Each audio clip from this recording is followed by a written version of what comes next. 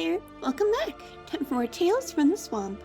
Today, we're going to be reading Feyfolken Volume 2 by Wogan Jarth. And I have a penny with me. Yay!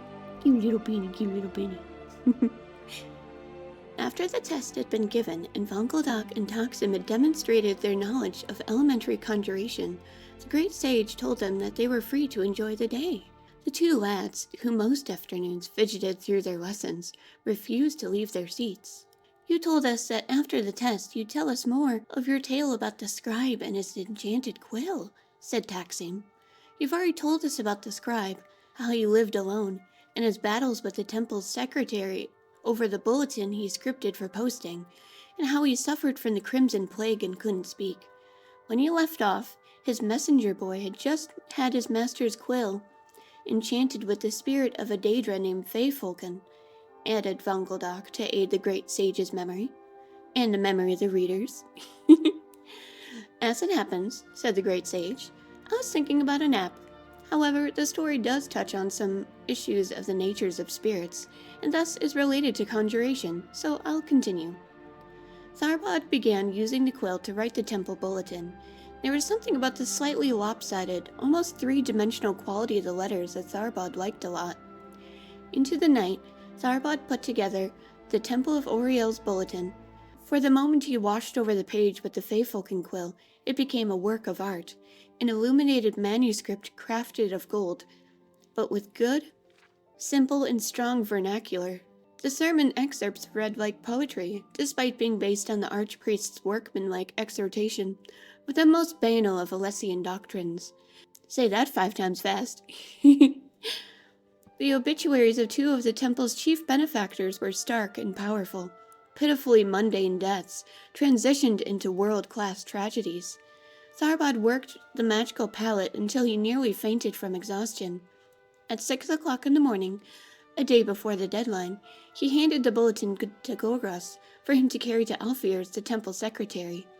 As expected, Alfiers never wrote back to compliment him, or even comment on how early he had sent the bulletin. It didn't matter. Thaurbad knew it was the best bulletin the temple had ever posted. At 1 o'clock on Sundas, Gorgos brought him many messages. The bulletin today was so beautiful. When I read it in the vestibule, I'm ashamed to tell you I wept copiously, wrote the archpriest. I don't think I've seen anything that captures Oriel's glories so beautifully before. The cathedrals of Firsthold pale in comparison. My friend, I prostrate myself before the greatest artist since Galileo. The archpriest was, like most men of the cloth, given to hyperbole. Still, Thaurbad was happy with the compliment. More messages followed. All of the temple elders and 33 of the parishioners, young and old, had all taken the time to find out who wrote the bulletin and how to get a message to congratulate him. And there was only one person that they could go through for that information: Alfiers. Imagining the dragon lady besieged by his admirers filled Thaurbad with positive glee. Ooh, she must not have liked that. He was still in a good mood the next day when he took the ferry to his appointment with his healer, Telemikiel. The herbalist was new, a pretty Redguard woman who tried to talk to him, even after he gave her the note reading, My name is Thaurbad Hulzik, and I have an appointment with Telemikiel for 11 o'clock. Please forgive me for not talking, but I have no voice box anymore. Has it started raining yet? She asked cheerfully. The diviner said it might. Thaurbad frowned and shook his head angrily. Why was it that everyone thought that mute people liked to be talked to? Did soldiers who lost their arms like to be thrown balls? It was undoubtedly not a purposefully cruel behavior, but Thaurbad still suspected that some people just liked to prove that they weren't crippled too. The examination itself was routine horror. Telemikiel performed the regular invasive torture, all the while chatting and chatting and chatting. You ought to try talking once in a while. That's the only way to see if you're getting better. If you don't feel comfortable doing it in public, you could try practicing it by yourself, said Telemikiel, knowing her patient would ignore her advice. Try singing in the bath. You'll probably find you don't sound as bad as you think. But wasn't his voice box removed? That would be kind of difficult. Thaurbad left the examination with the promise of test results in a couple of weeks. On the ferry ride back home, Thaurbad began thinking of next week's temple bulletin.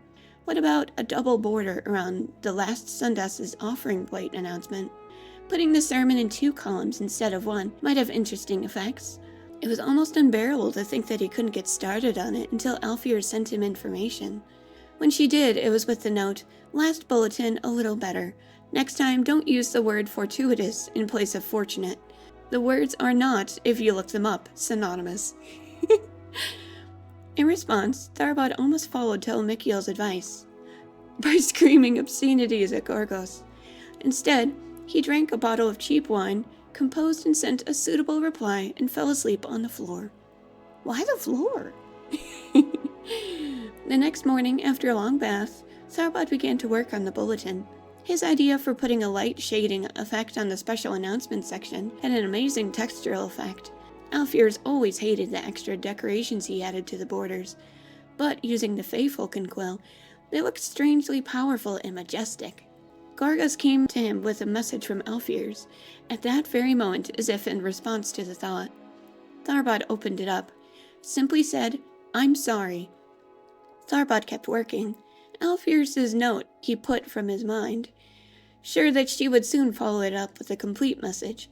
"I'm sorry that no one ever taught you to keep right hand and left hand margins the same length." Or, "I'm sorry we can't get someone other than a weird old man as a scribe of our bulletin." It didn't matter what she was sorry about. The columns from the sermon notes rose like the massive pillars of roses, crowned with unashamedly ornate headers. The obituaries and birth announcements were framed together with a spherical border as a heartbreaking declaration of the circle of life. The bulletin was simultaneously both warm and avant-garde. It was a masterpiece. When he sent it off to Alfear's late that afternoon, he knew she'd hate it and was glad. Thaurbad was just surprised to get a message from the temple in Lordas. Before he read the content, he could tell from the style that it wasn't from Alfear's. The handwriting wasn't Alfear's usual belligerent slashing style, and it wasn't all in Alfear's usual capital letters, which read like a scream from oblivion. Ah, ah. I'm so sorry. I'm just having fun, because I know you can see me move now.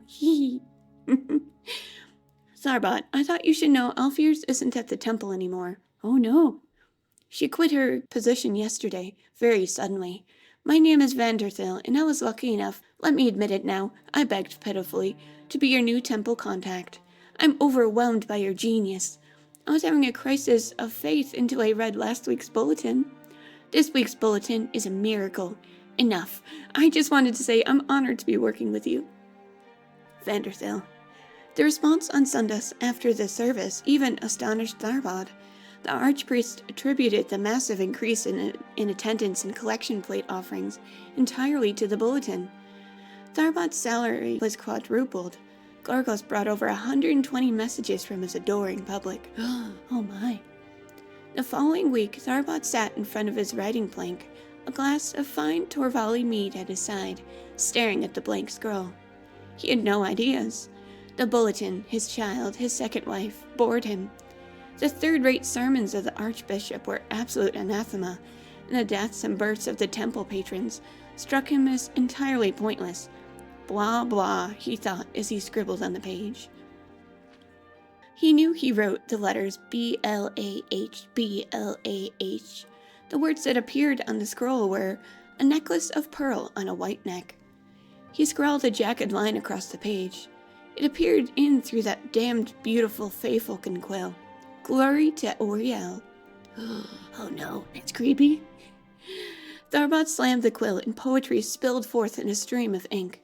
He scratched over the page, blotting over everything, and the vanquished words sprung back up in different form, even more exquisite than before. Every daub and splatter caused the document to whirl like a kaleidoscope before falling together in gorgeous asymmetry. There was nothing he could do to ruin the bulletin. Feyfolken had taken over. He was a reader, not an author. Dun dun dun. That's creepy. Now, asked the great sage, what was Feyfolken from your knowledge of the school of conjuration? What happened next? Cried von Goldock. First tell me what Feyfolken was, and then I'll continue the story. You said it was a daedra, said Taksim, and it seems to have something to do with artistic expression. Was Feyfolken a servitor of Azura? But the scribe may have been imagining all this, said Vonkeldock. Perhaps Feyfolken is a servitor of Sheogorath, and he's gone mad.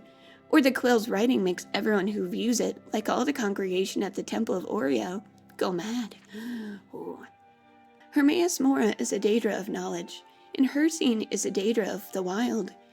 And the Daedra of revenge is Boethia, pondered Taksim, and then he smiled. Feyfolken is a servitor of Clavricus Vile, isn't it? Very good, said the great sage. How did you know? It's his style, said Taksim. Assuming that he doesn't want the power of the quill now that he has it. What happens next? I'll tell you, said the great sage, and continued the tale. Ooh, but I'm afraid that we will have to wait until Volume 3. Oh no! It's such a good story though, I love it. Oh man, I can't wait for the next volume. Thank you so much for joining me. I hope you have a very comfy night. Bye!